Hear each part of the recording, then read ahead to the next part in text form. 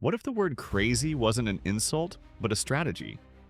Because every time a powerful woman refuses to bend, that label shows up fast. Not after a breakdown, not after a scandal, but right after she draws a line. And for years, that's exactly how Nicki Minaj has been framed. Loud, difficult, unstable, too emotional, too aggressive, too much.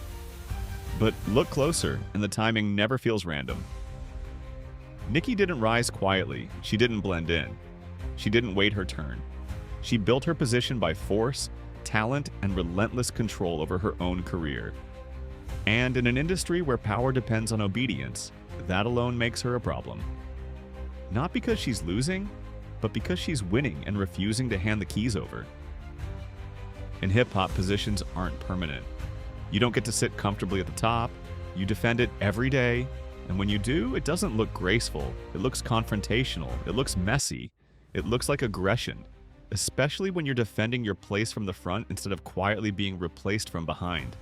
People love winners until winners stop being convenient. Nicki's personality has always been intense. She's never hidden that. If she doesn't trust you, she doesn't pretend. If you associate with people she believes are working against her, she cuts you off. That's not chaos, that's boundaries. But boundaries are dangerous in an industry that thrives on access. Neutrality is the biggest risk of all. There's an unspoken rule in entertainment. If you're on the fence, you're not neutral. You're a liability. Because loyalty isn't measured by silence, it's measured by alignment.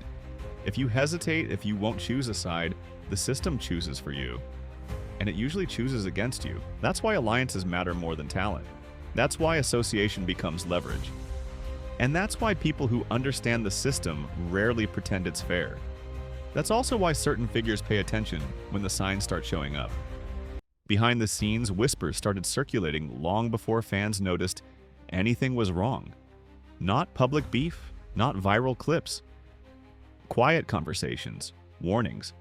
Conversations about money, contracts, control. Conversations that don't trend, but decide careers. The rumors didn't start with breakdowns. They started with finances. People online began claiming that powerful industry players were quietly positioning themselves to tighten the screws. Not through headlines, but through pressure. Legal pressure, financial pressure. The kind that drains you slowly, not all at once. The kind that doesn't look like an attack until it's already working. Then one idea began spreading faster than the rest. Control through concern. Fans started connecting dots between Nicki's situation and something the industry has done before. When you can't take someone down directly, you question their stability. You don't accuse, you worry. You don't attack, you protect. You don't seize control, you help manage. Mental health narratives are powerful. Once they stick, everything else becomes easier. Contracts, finances, decision-making, public trust. The conversation shifts from, is this fair, to is this necessary? That's why comparisons started appearing. People brought up Wendy Williams. They brought up Britney Spears. Not because the situations were identical, but because the pattern felt familiar. Isolation, smear campaigns, financial confusion, public concern, legal intervention, and one detail kept coming up that made Nicki's situation different. She wasn't alone. Marriage complicates everything. A spouse has legal standing, financial influence, automatic involvement. That makes it harder to isolate someone completely. Which is why, according to online speculation, attention shifted toward Kenneth Petty. If you can't get to her directly, you weaken the person closest to her. Suddenly, narratives about Kenneth intensified. Questions about responsibility, about trust, about his role in her finances. The goal, according to rumors, wasn't to prove anything outright. It was to plant doubt. Because once public trust erodes, legal leverage becomes easier. Around the same time, Nicki's tone changed. Not louder, sharper. Her appearance on The Breakfast Club didn't feel like a promo run. It felt like tension breaking the surface. Her exchanges with Charlemagne weren't random. She didn't rant. She pointed. She reminded people of connections, of alliances, of how media power works when it pretends to be neutral. And then she mentioned Wendy Williams. That caught people off guard. Nicki had never been close to Wendy, so why bring her up now? To some fans, it sounded less like shade and more like a warning. a signal. A way of saying, I see the pattern and I know where this road leads. After the interview, her social media posts became more deliberate, more coded. She hinted at betrayal, at people close to her not being who they seemed, at meetings happening without her knowledge, at motives hidden behind smiles. Fans dissected every word. Because when someone who's always been outspoken suddenly sounds strategic, people pay attention. Then the bloggers got involved. Tasha K stepped into the conversation with claims that pushed the story even further.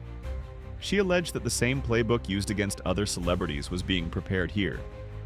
False narratives, financial confusion, attacks on the spouse, public concern masquerading as care. According to those claims, the endgame was simple. Control the image. Control the finances. Control the decisions. More rumors surfaced about former assistants, about access to accounts, about passwords, credit cards, Apple IDs, about information falling into the wrong hands. Fans began revisiting old arguments, old posts, old screenshots. What once looked like petty drama suddenly felt like setup. Even unrelated tweets resurfaced and took on new meaning. Old jokes. Old shade. Comments that once seemed harmless now looked oddly timed. People started lining up dates, posts, and replies, asking whether some artist had known more than they let on, whether warnings had been hidden in plain sight. At this point, the story wasn't just about Nicki anymore. It was about power. Then 50 Cent entered the picture and everything shifted. 50 doesn't whisper. He doesn't hint. He doesn't wait for permission. When he moves, he does it publicly, often disguised as humor. But anyone who understands him knows the jokes are pressure. The memes are messages. The mockery is strategy. He took shots, he posted images, he stirred conversations that forced people to respond without saying a word. And when he announced plans for a documentary touching on major industry figures, the temperature changed instantly. Silence followed. And silence in this industry is never neutral. Fans began connecting his actions to Nicki's situation, to other legal storms brewing, to names that kept appearing across different controversies. Some people praised him for standing up. Others accused him of chasing chaos. But no one could deny the effect. Attention shifted. Suddenly, what felt like isolated drama looked like part of something bigger. A system that rewards compliance, punishes resistance, and labels dissent as instability. A system where independence is the real threat. Which brings everything back to the beginning.